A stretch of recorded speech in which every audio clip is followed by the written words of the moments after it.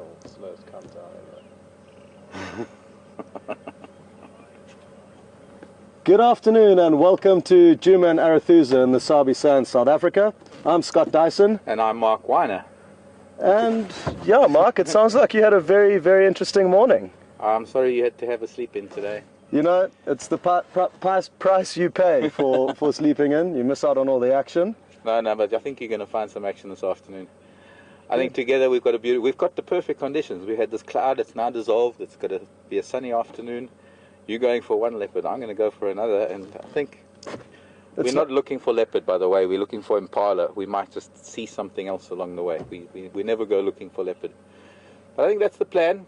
I'm going to go and have a look for the leopard that we found this morning, and you had some news? Yes, there was some very good news that we got from the Djuma waterhole camera, and a leopard was seen that looked to be a male, possibly Mvula, we're not sure, but he was seen at about 20 past 12, so a few hours ago at the dam. So I'm going to head there, and like Mark said, he's going to head to the area where he had the quarantine male this morning. That's right, yeah. So hold thumbs and we'll see what we can find. It's not a race between us, but it will be interesting to see if either of us manage to find one or what does happen. But then you're going to be heading over to Arathusa a little bit later. Yes, and then later Arathusa, there's also some potential excitement waiting for us there. So all in all, the afternoon seems to be loaded up with some good opportunities. There's always the happenstance along the way, those little moments when you come around a bend and there's something totally expected, and I think that is the thing that we really, really hope for. Because we can always go out and we can always expect to look for something, not expect, but we always go out with the hope of looking for something in particular, and nature just has it this way that when you actually go looking for something and you look too hard, you don't find it. It's sort of a lesson in life, really, for almost every aspect of life. But I'm going to be heading a little bit towards the north and the east. I'm going to go and have a look at some areas up there that I haven't seen for some time. So why don't you carry on? Good stuff, Mark. And I'll talk to you no, I won't talk to you on the radio much. But through FC, I'll talk to you on the radio. Sounds good. Have a good afternoon, Jason. See you later. Good luck, guys. Bye.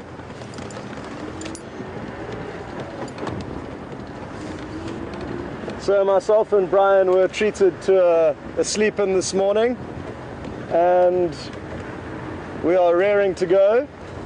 Always great to hear that the other vehicles out have good drives, even if it's not us personally. So I'm glad whoever was watching this morning's drive got spoiled with the leopard viewing.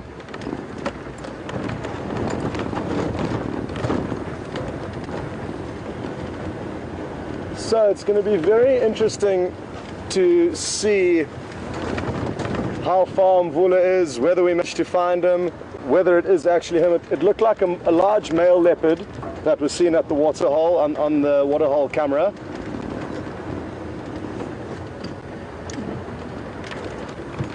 It really is incredible how technology does aid us in finding animals. I mean, we don't have many waterhole cameras, it's only this one. And there's also one at Arathusa. But in time, who knows, maybe we could have some more up over the properties where we're looking, and they get a better understanding of where the animals are moving. Because that is, after all, while we are here to try and show you guys as much as possible. It is so true what Mark said, though, regarding searching too hard for any specific animal. If you try too hard, your luck tends to disappear. That I experienced firsthand over the last week or so, trying to help out Peter and Hayden. So we're only a few hundred meters from the dam now, so I'm just going to move very slowly and ensure that we don't miss any tracks or signs as to which direction this leopard may have headed out in. Sadly, I only saw a few still photographs and they were quite zoomed in, so hard to tell where the leopard was in relation to the rest of the dam, and therefore difficult to tell where he was heading.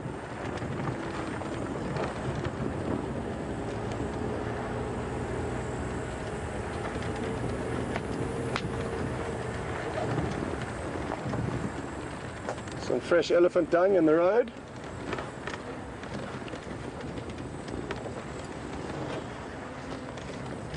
There was one dung beetle working his way through one of the boluses, but I'm sure more dung beetles will be on their way to help him shortly. It's a great time of the year with all the insects out and about. Tomorrow morning, I'm sure those boluses of elephant dung will be spread out and flat, and the dung beetles would have taken everything they need from them.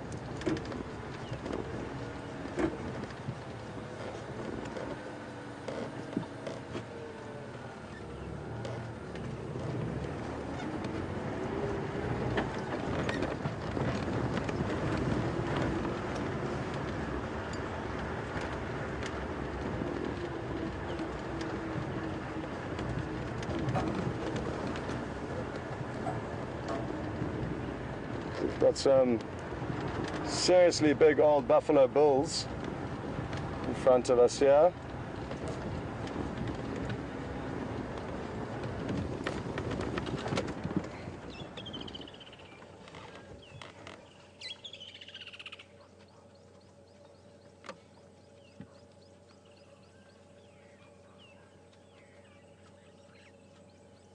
Seeing these big old boys together really reminds me when we are off the vehicle what we may come up against. And this is probably the last animal I would choose to encounter on foot. They look quite relaxed and almost docile at the moment. But if you catch them in the wrong mood or startle them, they can move at incredible speed, and they tend not to pay too much attention to standing your ground or shouting and screaming and clapping, which a lot of other animals will tend to shy away from or stop their charge if you do perform that kind of sequence. Stand still firstly. As soon as you run, most animals will continue to follow, but these guys, it doesn't matter what you do.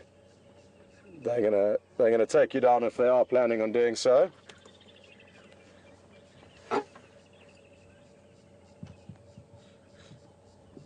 Not uncommon to see the red-billed oxpeckers riding along.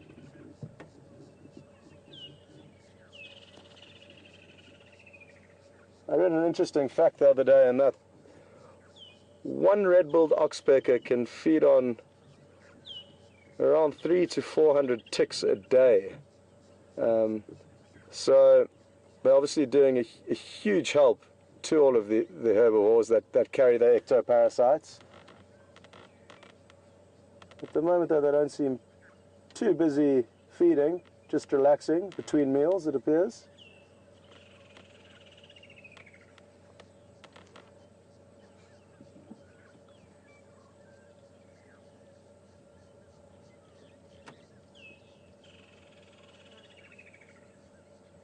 Oh, there's one feeding on the left, on the back right leg.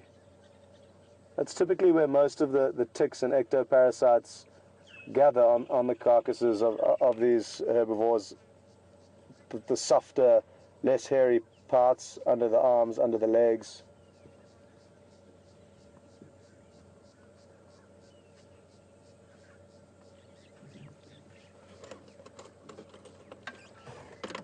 Good. Well, we'll continue on to the dam now. We are right here.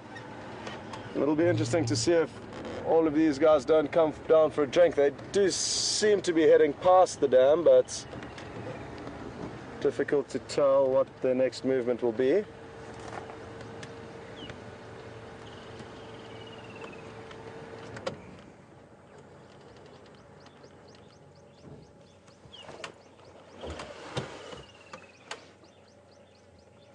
This individual closest to me, you'll notice he's got a lot of orangey red bark chips on his horns, and they do take pride in the way they look, and this is an example of how they do that. They'll be rubbing their horns in bushes, and a lot of the bushes in this area have got a very red or orange pigments within the cambium layer, and this is essentially them just kind of polishing up their horns, keeping them in good shape. possibly taking out a bit of aggression on the bushes. But really beautiful when you find them with this reddish tint on their horns.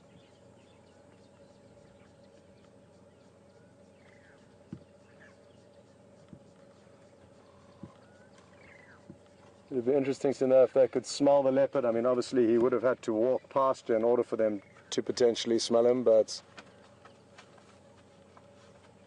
Oh, that one over there is blind in one eye.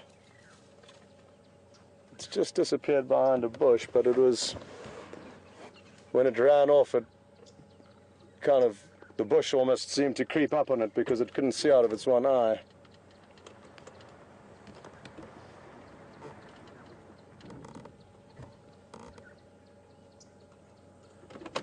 Okay, well, a few members of this herd are heading to the water, it appears, so we'll continue and watch them start their wallowing for the afternoon.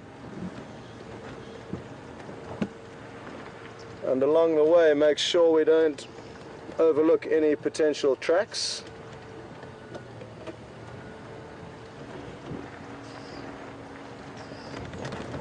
So folks, just a reminder to ask questions. Hashtag Safari Live is the Twitter option, and questions at WildEarthTV would be the best option for an email.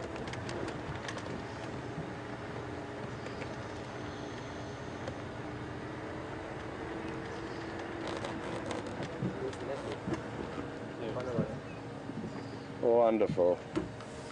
Well spotted. Now, we are gifted, very lucky to have a sharp pair of eyes in this vehicle, and look what we have found. We will get closer, but this, my friends, appears to be a leopard and a beautiful male leopard, it appears. We'll get a little bit closer and ensure we get a spot pattern.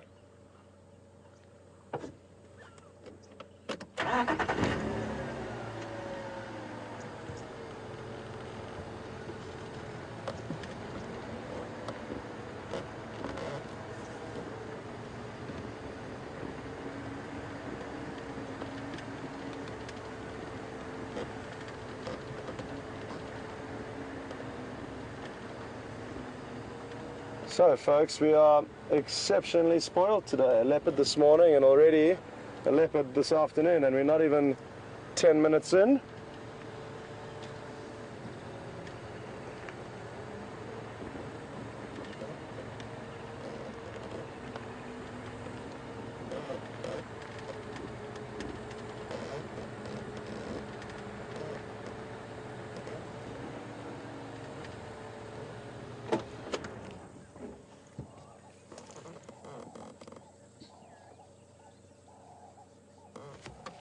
It looks to be a young male,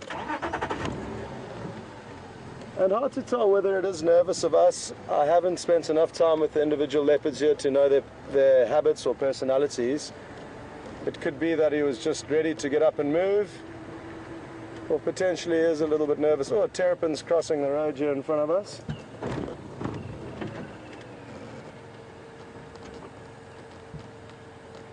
Now that's a aquatic turtle-like animal called the terrapin. It's not a tortoise, and it did show a turn of speed there that a tortoise doesn't have.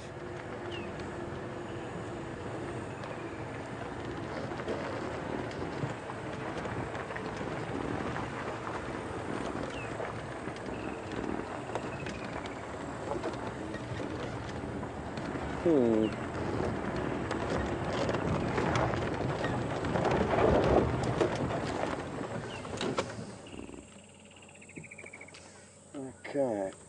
Well, this leopard does seem to be a little bit shy and secretive. It's tucked himself away under a small acacia. Brian's just maneuvering himself around to try and get the right angle.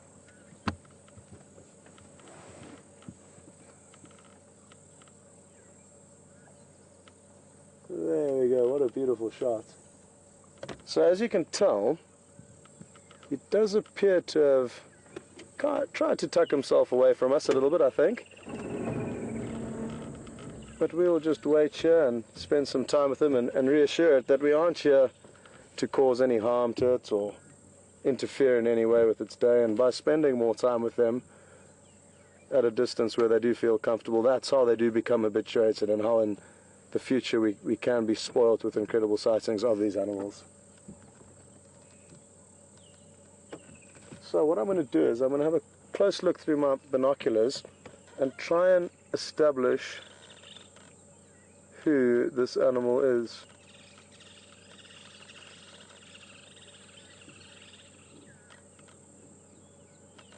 And I'll explain to you how you do that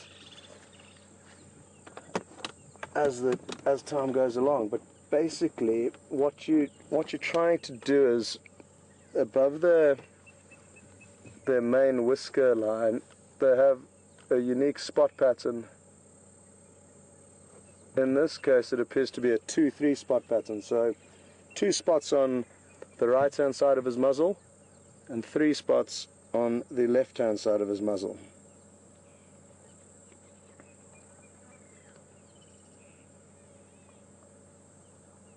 Okay.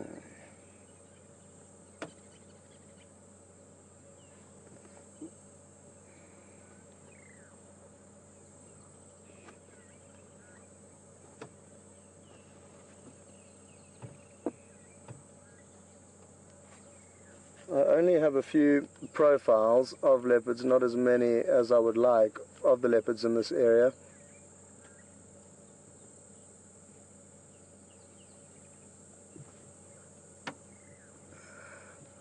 But what I can tell you in the time being is that this is a young male. In all likelihood, I'm guessing, one of Karula's youngsters that she gave birth to in her last litter.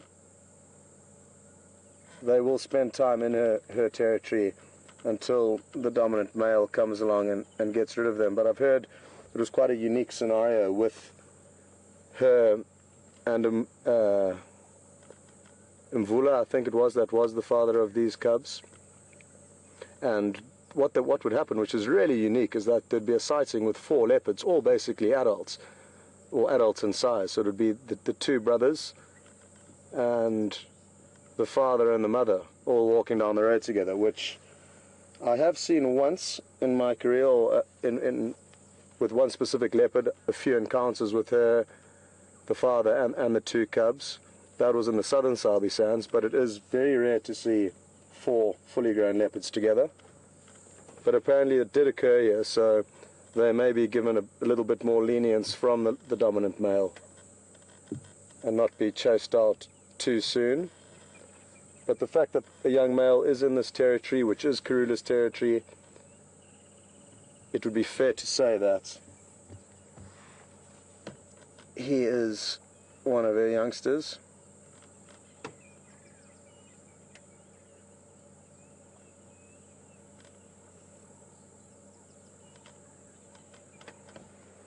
Now,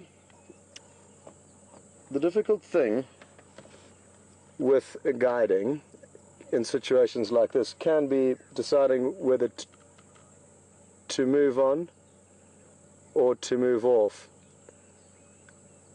And I always lean to staying with an animal like this, a rare, special animal that is hard to find, rather than leaving and searching with the odds stacked against you for another one. Now, I understand he is sleeping at the moment, but there is nothing to say that some antelope wouldn't walk past, warthog, who knows, anything could walk past on their way to the waterhole or just passing by. And that is how I've seen a lot of my leopard kills. It's been with an animal that's seemingly asleep and not too motivated to hunt. But if the opportunity presents itself, which does often happen, I've found watching a stationary leopard.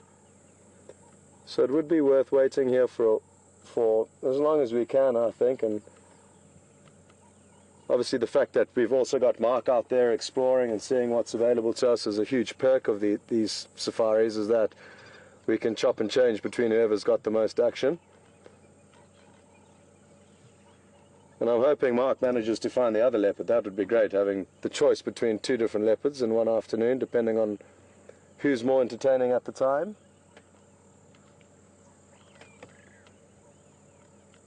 You'll notice his behavior now has also calmed down. He's no longer looking at us. And like I say, we have to spend hours and hours from when these animals are young cubs to affirm with them and assure with them that we aren't going to pose any threat to them.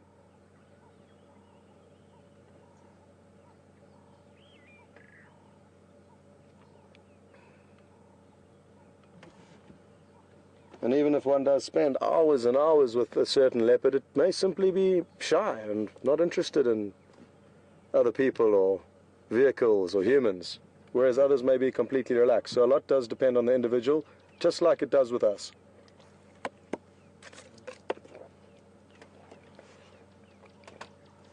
I wonder if we can find some shade within which to watch him.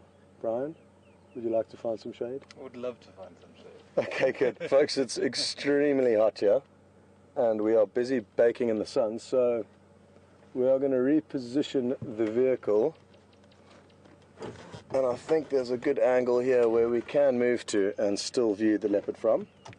So bear with us.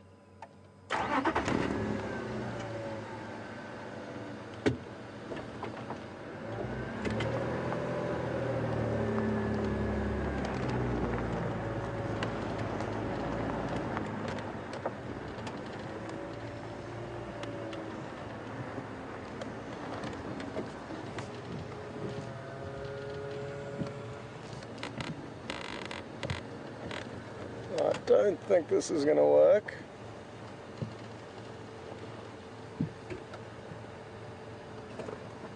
No.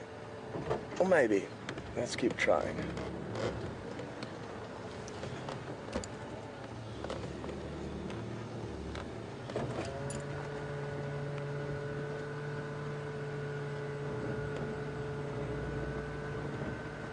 No.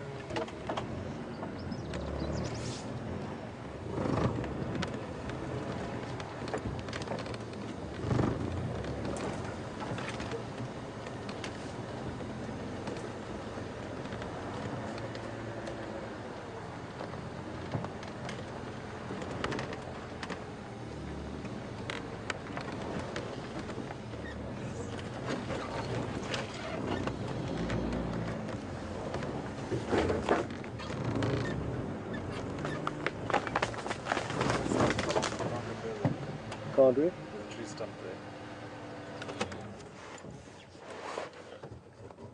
Well, after all of that, we have not found the shade we were hoping for.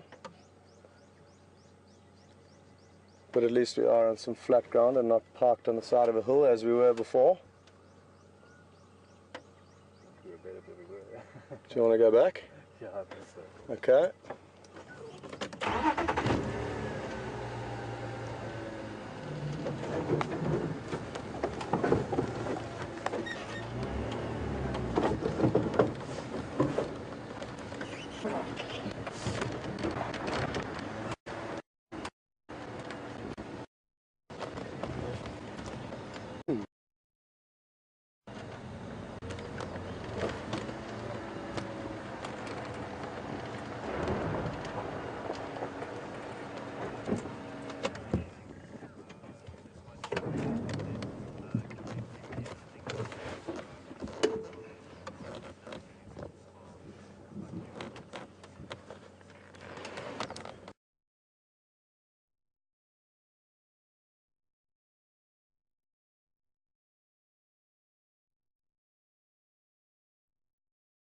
As long as he allows us to stay with him. So while we watch him sleep, I think you might as well head across to Mark and see what he's up to. I think he might have something a little bit more exciting than the sleeping leopard at the moment. As beautiful as it is, don't get me wrong. Let's head over to Mark and see what he has.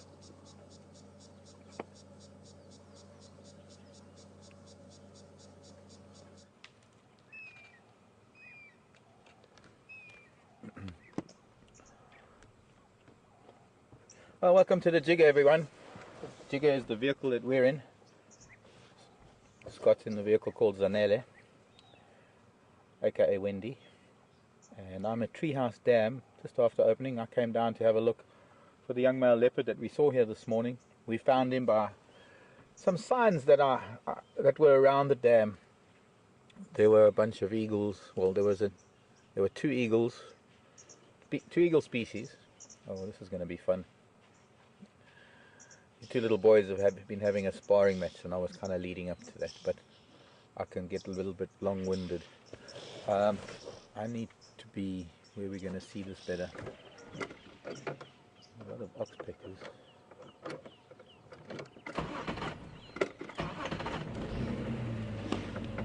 Yeah, that's what we want. Little boy, being too busy playing with your mate. Oh, he got a fright. Where did he get a fright from? Not us, something else gave him a fright.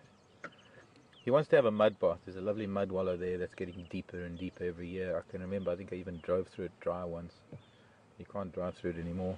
There we go. Go back. Go and play in the mud. I just want to move to a better spot. There we go. Go and play in the mud.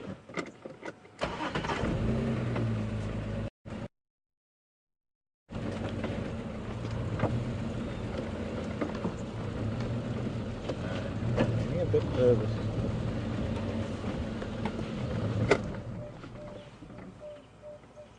Come back again. Other reason why he's nervous is the other bulls that he's been with, who are older bulls, they're moving off, so he's probably just getting a bit worried about that.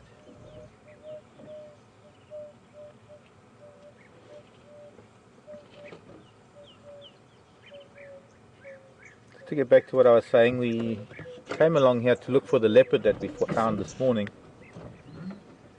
and found that where we had left him there are a lot of elephant tracks of family groups. Now, I came up to Treehouse Dam expecting to find those family groups because I found their tracks heading up this way, and at the moment all we found are three bulls, three relatively young bulls,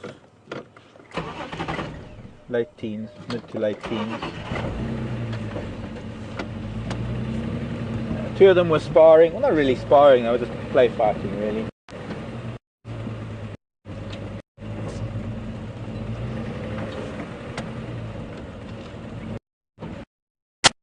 We'll get back to looking for the leopard in a short while. Now, see if I can get through to them. Yeah.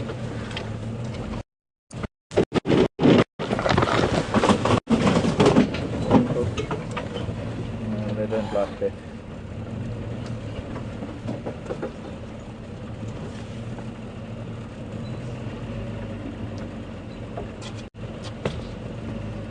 So I believe Scott was very lucky, managed to find that leopard. It'd be interesting to know who he is, or it is, he or she, over on Gari Dam.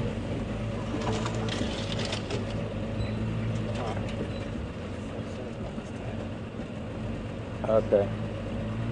Well, I guess part of the course, if I'm the first one to have a flat here at Djuma, I'll have to get, yeah, there they are, sparring again. Jason's saying he's a bit concerned about the tyre at the back, one that I had to pump this morning.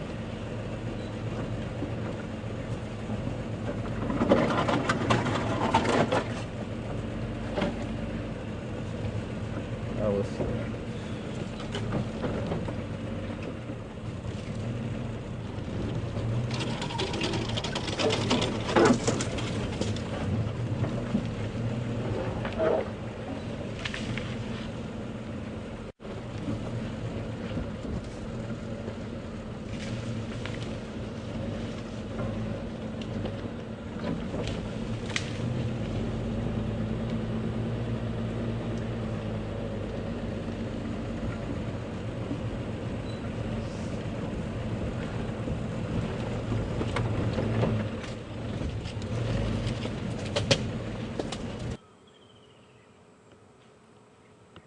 Little boys, early to mid-teens,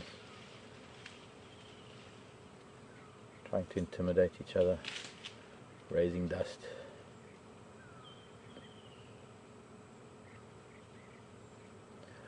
but they're kind of compelled to follow the older bull who they're with, who isn't really interested in the shenanigans. He's just moving on south.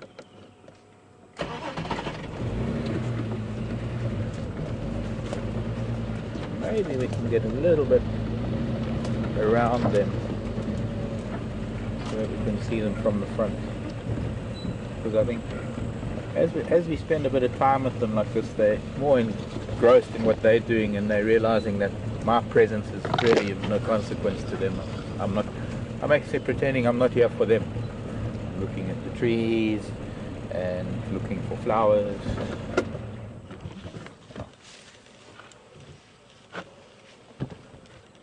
A little bit more forward, just a little bit more forward.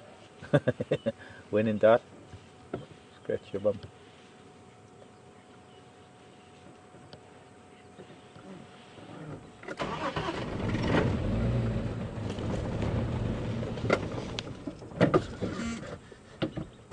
Okay, they're in that clearing, boys. Come and play there. Just there, yes. The one on the right looks to be a little bit older than this little one, so I think he's acquiescing. He's trying to goad the little one to come and... Little one, I mean, they're not that little. See, the idea is back off and show a little bit of weakness, and it's supposed to sort of bring your opponent towards you. And then... well... this is all very important play.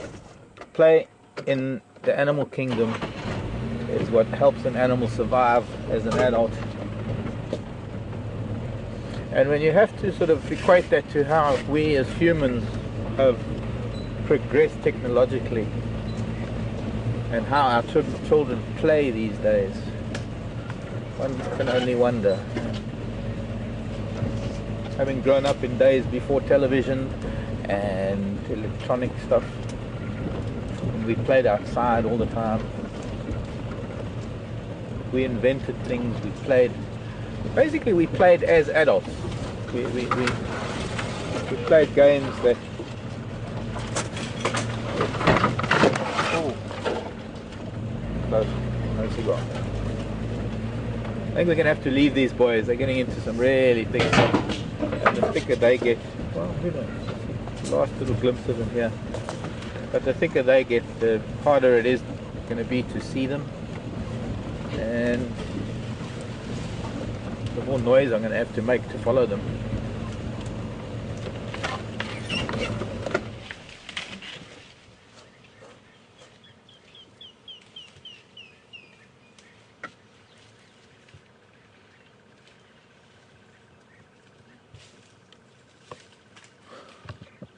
Everyone's chickening out now.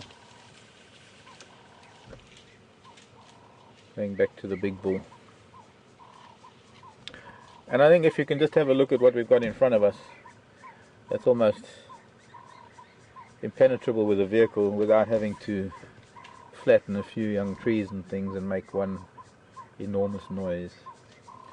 So they can head off. I'm going to try and find the rest of the female herd.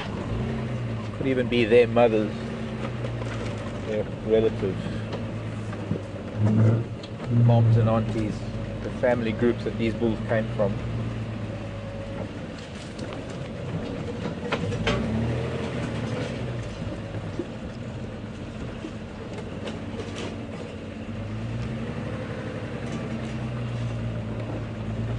But before I do that, let's have a look down this road where we left that leopard today.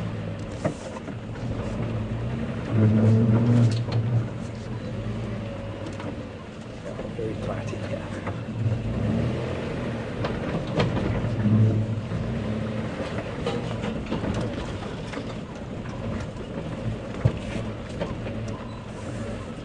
Sure.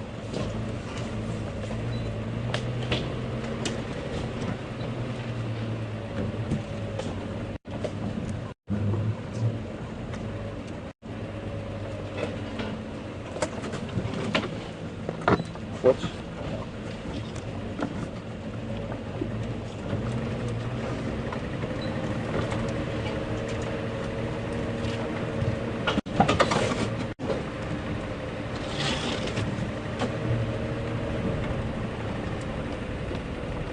I wonder how Scott's getting on. That leopard.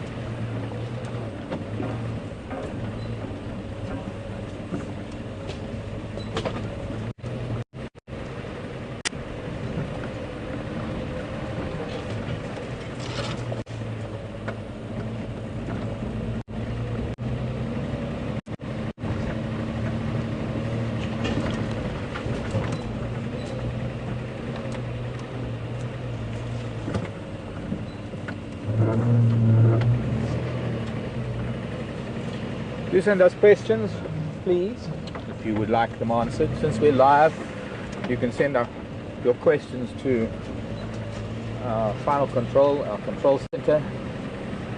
Email is questions@wildearth.tv. You can send questions via Twitter on hashtag Safari Live. Whatever the subject may be, sometimes like now when we don't have much, or if we're with an animal, whichever one of us is with you at the time, we'll be answering your questions.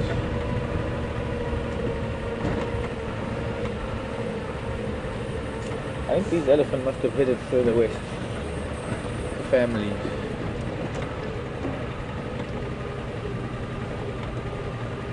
My last try for this little boy that was here today.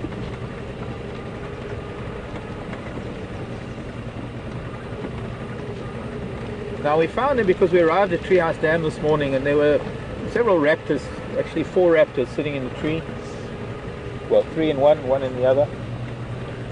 There was an adult batelier, a juvenile batelier, and a tawny eagle. And that got my interest up because of their scavenging nature. They are both scavengers, they're both very low soaring birds. Actually, they don't soar as much as they glide and flap at a very low altitude. They tend to be some of the first birds to arrive on a carcass or at a kill, or where there's a predator. There was one bird missing, and then after a few minutes I actually found the one that was missing. It was sitting not far from us. It was up in a tree, and I found it because it dropped a feather. Which reminds me, I need to go fetch that feather. And that was the hooded vulture. And the combination of those 3 birds convinced me that there was something going on here at the dam. And it didn't take us long to find this little boy, known as Quarantine Male. Maybe a little bit further down. Let's try that. The only thing is that there have been elephants here in numbers. Not only these 3 boys. I see there were tracks on the road on the other side of this drainage line. Drainage line is sort of a dry creek bed, as it were, that carries water in a wet season, excessive rainwater. And we call it a drainage line or a culvert. It is favoured by leopards because of the density of vegetation, because of there actually a number of trees specific to these kind of conditions. And of course it offers shade, pools of water already from the little bit of rain that we've had, as well as sandy patches which for like a double bed, king size bed, well, just a really soft bed at least. And well, that's most likely place for them to rest up, especially because the cloud has burnt away and the temperature has warmed up considerably. But having had elephant come through here quite recently, most likely they up the scent of a predator and they possibly would have chased him away.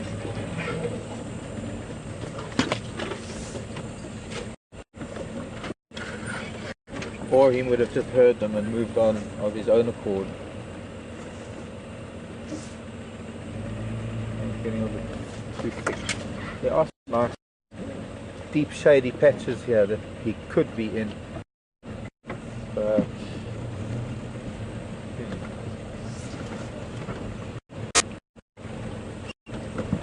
not finding anything just yet.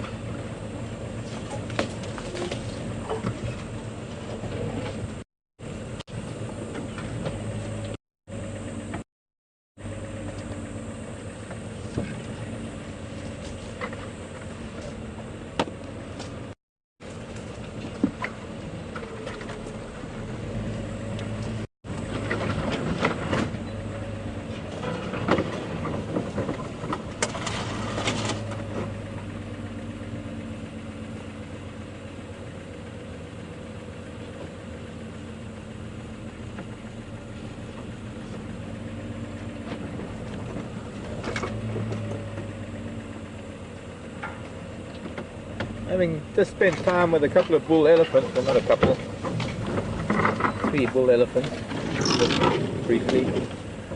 Question from Brianna via email. I wonder where you're from, Brianna.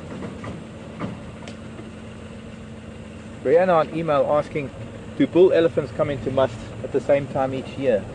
Good question. As far as I know, yes. And as far as I know, that must period initially as a youngster is not quite as long as the must period for the bull, the bigger adult bulls. I think adult bulls' must period can last for about 3 months to the younger bulls. But the other thing is that whenever there are older bulls around, younger bulls, their must is sort of suppressed coming into must. The testosterone levels of the older bulls. Lovely and deep and lush down here, but very difficult to find a cat, especially if he's sleeping.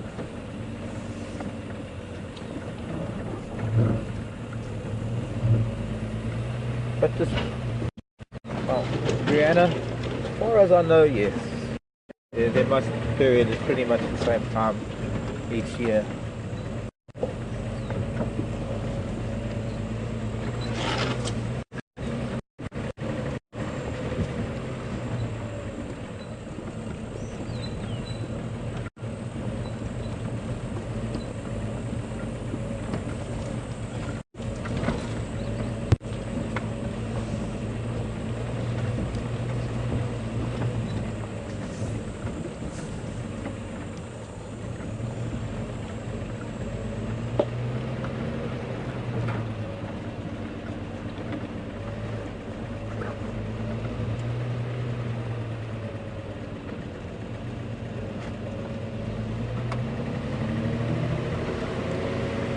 I think we're in for some good weather the next couple of days. We've got almost a bright clear blue sky for the first time in some time now. Of course that's good news for us because we do have a number of things that run on solar and they've been suffering a little bit, as we found out with our choppy signal this morning. The batteries don't quite charge up enough when it's overcast, and it requires a little bit of electric intervention.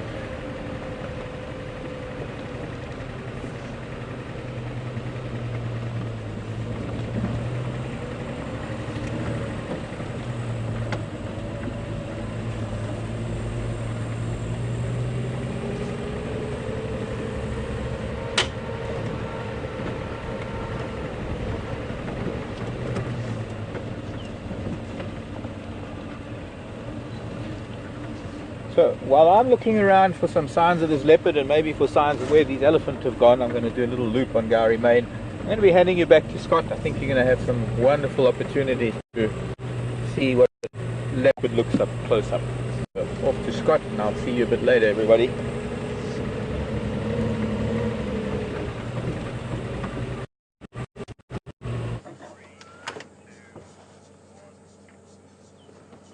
Welcome back, folks. We've managed to get considerably closer to this leopard, who some people think could be Djuma. It is a good guess. I've just arrived in this position now, and I'm going to talk a little bit less because clearly from his body language there he wasn't too happy. So we're just going to keep it down a little bit here because he did give us a little hiss there. Wasn't that something? I'm glad I'm in the vehicle and not walking about.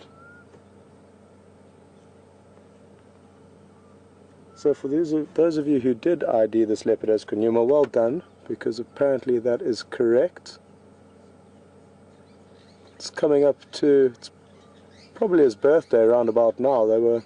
Him and his brother Quarantine were born in December 2012.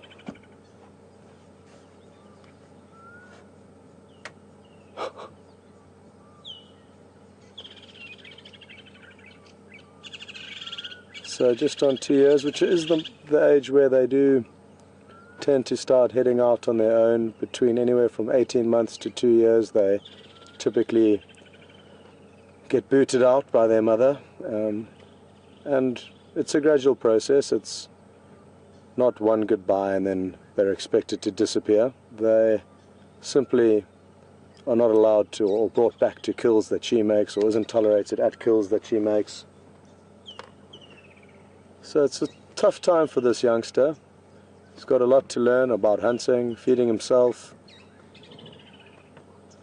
and also eventually establishing his own territory, and that would come with obviously interacting with other male leopards, which he would probably only want to do in a few years more time, because he's not quite big enough to hold his own yet, despite being a male.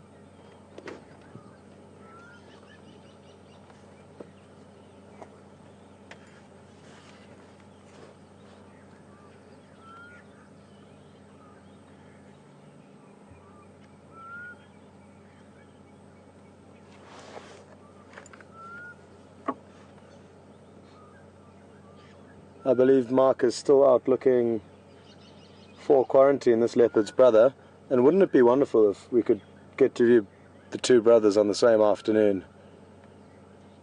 He was seen about 2 to 3 miles as the crow flies from where we are now with this leopard, and I really look forward to understanding how these leopards move and which areas they're more likely to be found in. All information that comes with spending time in any given wilderness, the habits of the animals and traits of where they may be found or where they like to be.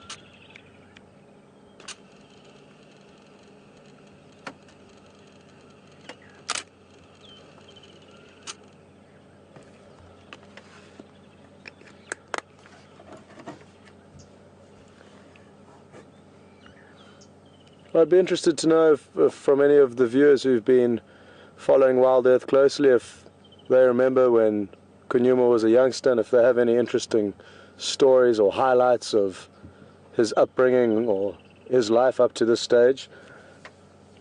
Obviously this is my first actual encounter with Djuma.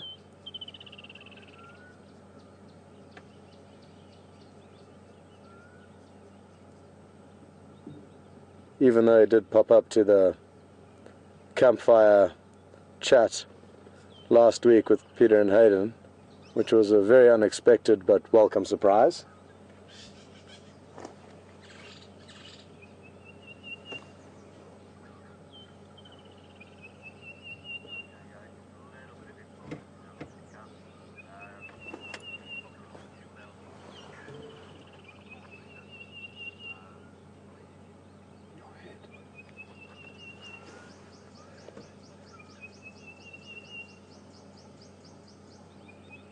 So I've just got some more information on this animal from Alex in the control. Thanks, Alex.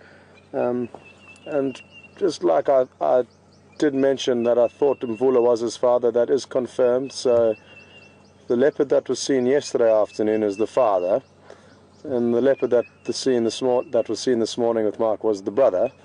And now we have the other brother. And to know this information really is remarkable, especially considering that typically now this dove landed very close to the leopard, but he didn't hear it land. So there is a Cape turtle dove a few meters away from the leopard, and he certainly would have a go at it if it was close enough to him. Sadly, Brian can't get it in shot due to the funny angle we parked on. But there's a dove about 3 meters from him, so let's see. Just bear that in mind. There it is. Midway up the left-hand side of your screen, you can see a small Cape turtle dove. But as it landed, he surprisingly didn't hear.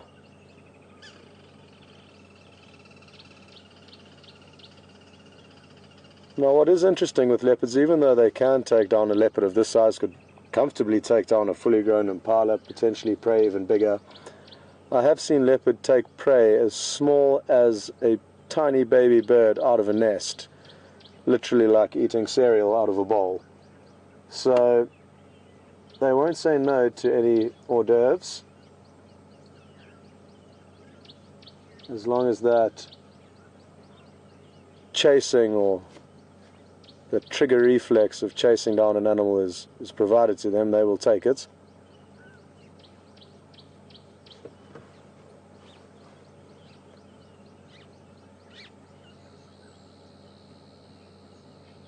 Ah, wonderful, we have a question coming through.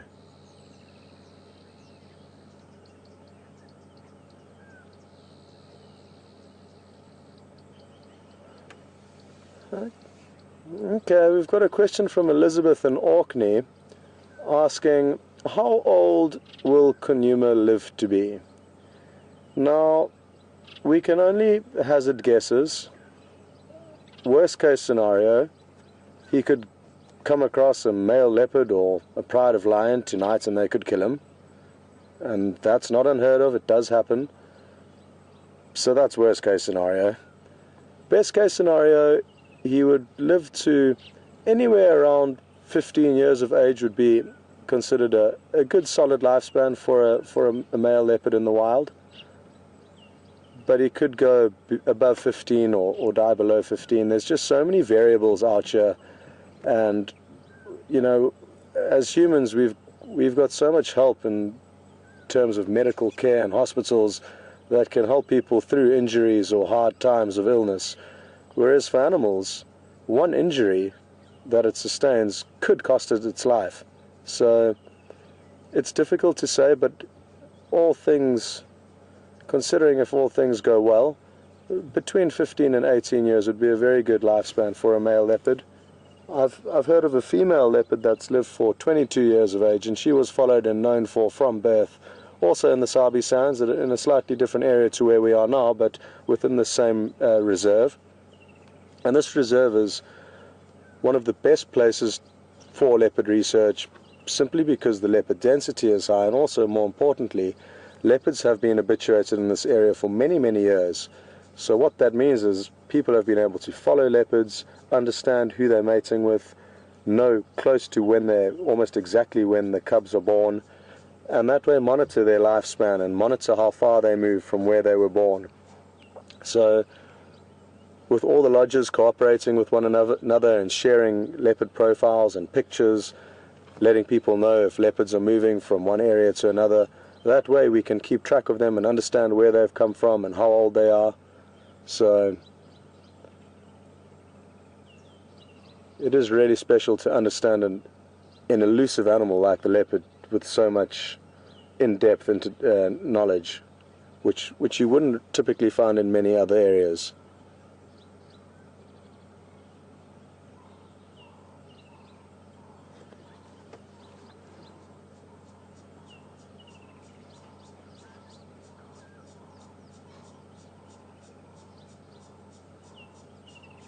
I'm not sure where that dove's headed off to, but oh, there it is.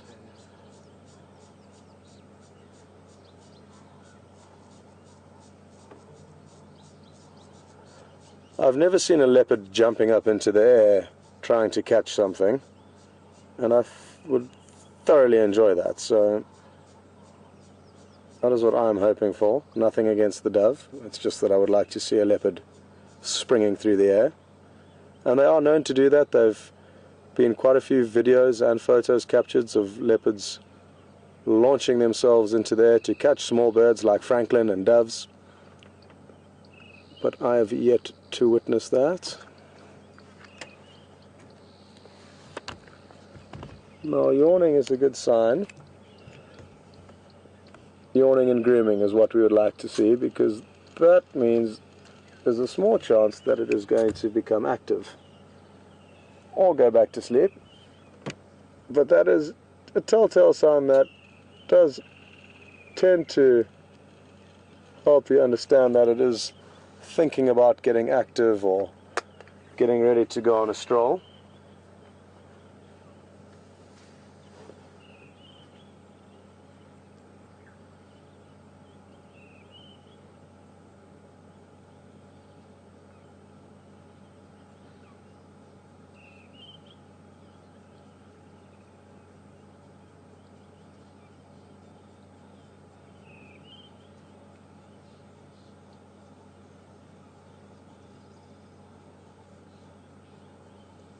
Elizabeth, thanks for that question though, and I guess you're going to have to keep watching for the next 15 years, plus minus, to establish exactly how old you'll get. So now you are tied in for the next 15 years with Djuma, monitoring his life. Maybe on his 10th birthday you could even come out to Djuma and celebrate with him, if he makes it to that stage. I would be interested to know how many of the viewers have been out to the Sabi Sands before. It doesn't matter if it's to Djuma or Arathusa or any lodge within the Sabi Sands. Do feel free to share tales of when you were here or questions of certain animals that you may be wondering about. I can do my best to try and find out from other guides, or it would just be nice to know if any of you have actually been out here.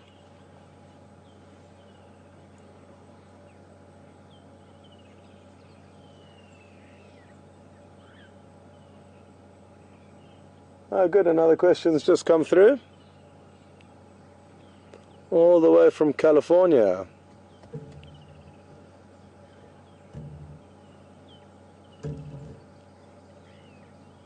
Okay. So Natalie from California has asked if radio collars are used for tracking leopard or researching leopard within the Sabi Sands. And as far as I'm aware, no leopard have been collared in the Sabi Sands in the last 5 to 10 years. Possibly earlier than that they did, but because this reserve has been going since the mid-60s and people have been coming here as a photographic safari destination for about 50 years now, the leopard are habituated and there's no need to, well, collars would certainly help, don't get me wrong, in finding animals, but it would also detract from the thrill of the chase and the fact that there is unknown as to where they are. So none of the lion or leopard within the Sabi Sands have collars on them, but because the trackers here are very good and because the leopards are habituated, we do get to view them on an abnormally good or high consistency of sightings, which does allow us to keep track of them.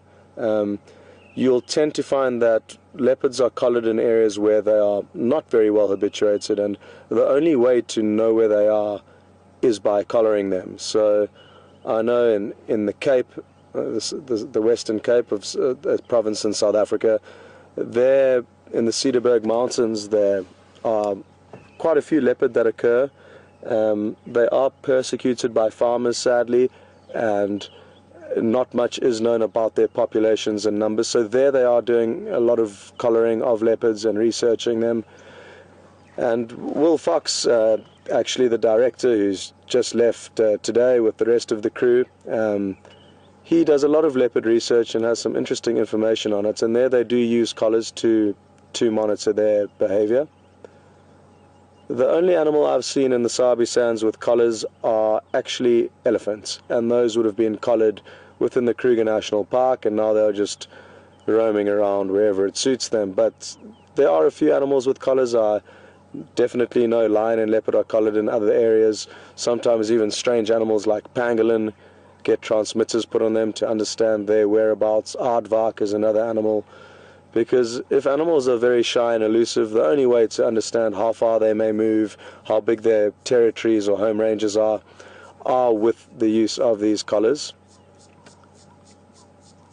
But yeah, I think two detracting reasons causing us not to use collars would be the fact that we would know too much, and the thrill of the unknown is so important, and we wouldn't want to throw that away. And also photographically, you would prefer not to be photographing a leopard with a collar around its neck, and a lot of the people that come to this reserve are here on photographic safaris. But thanks, Natalie from California.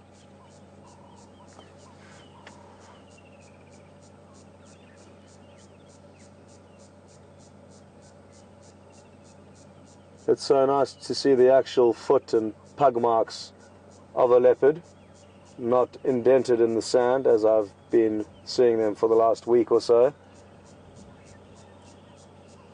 I've spent many an hour looking at their footprints, following them around in circles, coming up with no fortune, but today it is different. And you can see the distinctive 3 lobes on the back pad of the leopard. Both front and back, it is 3 distinctive lobes that Brian's just zooming in on now. And this is a very distinguishing feature of a cat's tracks, the fact that it has these 3 lobes at the base of its heel. Hyena, for example, would have 2, so would wild dog and your regular dogs. So this is one way of differentiating between lion or lion and wild dog, or leopard and wild dog, leopard and hyena.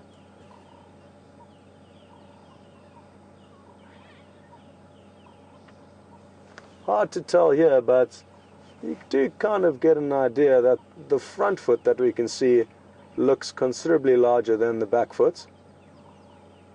And this is simply to carry the head and shoulders. The bigger part of the body is in the front, therefore a bigger foundation is needed at the base, which is that big pad, a big foot.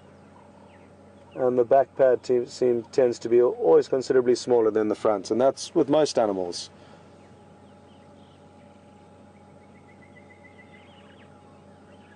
In tracking assessments that are done in order to maintain a high level of guiding and tracking within South Africa, the questions that they come up can be, would this be the front foot or the back foot of a leopard? And you get different stages of these tracking assessments that you can do.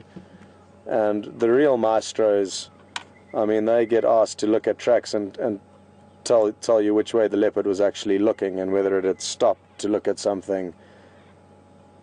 It's almost scary to, well, it is scary to believe how good people are at reading into their footprints and spoor.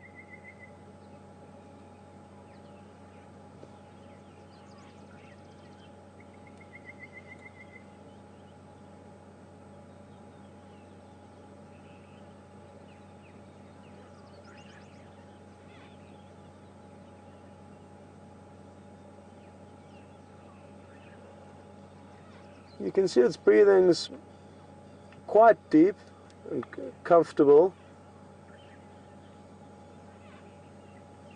Unlike that of a full-bellied leopard, and we would prefer to, as much as we would love him to be full-bellied, the chance of him doing something is greater when he's more hungry. And just from the way that he's breathing, it can help indicate to us that his stomach isn't very full. A very full cat, lion or leopard or cheetah would have so much food in its belly that it would push against its diaphragm, therefore not allowing the lungs to open and extend very deeply. So it would be taking very short breaths if it was full-bellied. Oh, cute. But he seems comfortable. I mean, obviously it's a combination of temperature as well, not only how full the belly is, but they do go hand in hand. You can have lion and leopard with a full belly panting even though it's quite cold, simply because they can only take short breaths. The bottom line is we are happy that he's not very full-bellied, because that way there's a chance of him providing some entertainment for us.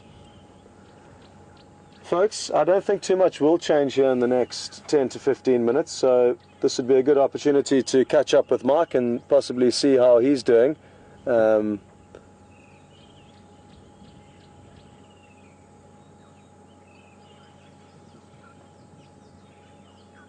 we will see you a bit later.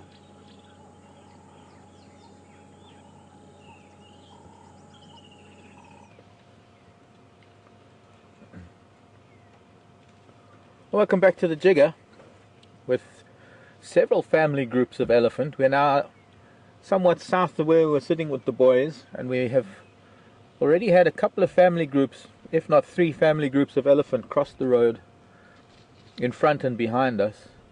There's still one more family group just on the left hand side, which we're looking at now. Beautiful light as the late afternoon creeps on and the sun. Oh, it just has the most incredible effect when it gets low and it's green like this. These are the elephants that were at Treehouse, no doubt, sometime earlier today. I'm going to try and move on forward so that we can, there's some youngsters that are going to be coming out and crossing with these 2 in a short while. And the 3 bulls we were with, I'm sure those 3 bulls are tagging along behind these family groups. They're no doubt members of these families. They're sort of heading southeast into what is known as Little Gowrie, an area where we can't really follow. We can't follow them. Look at this little one. We're not going to...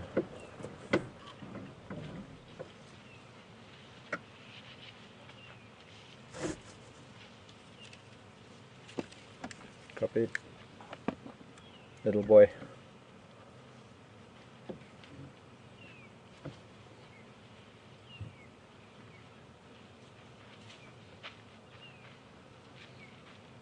The little 8-year-old maybe. She's a little girl.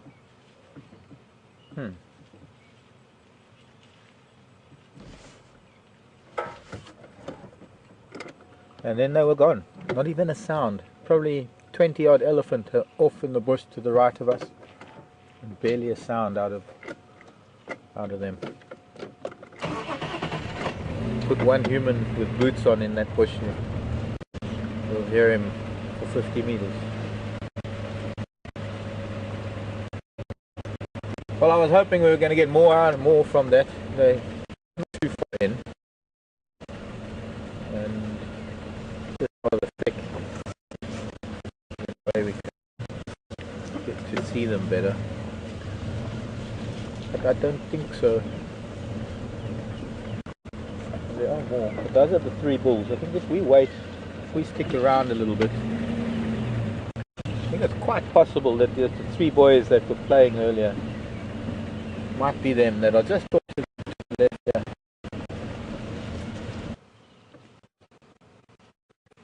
With elephants though, they can be a much greater distance apart and still be in touch with their kin because of their infrasonic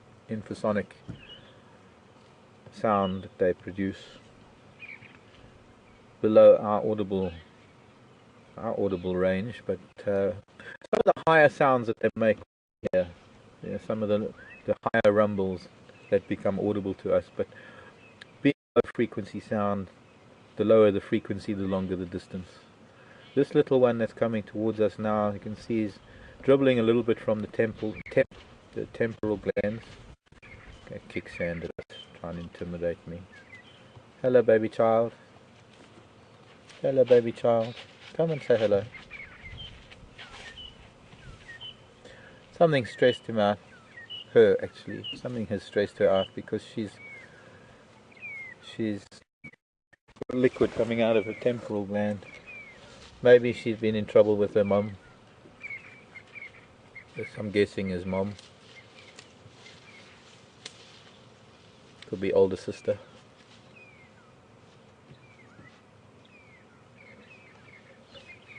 I'm sure there was even a smaller one still. It was just the 2 of them.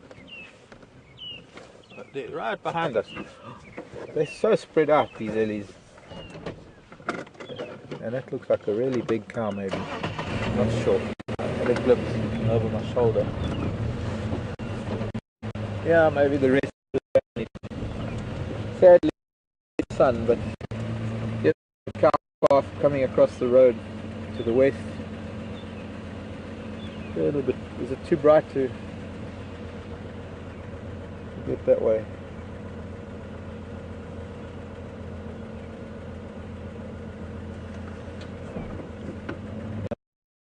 more. There's still more elephants.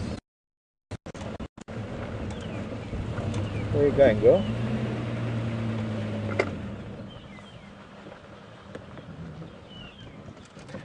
That swinging of the front foot like that it's almost like an indecision moment. It's a state of indecision. Contemplation. She's listening.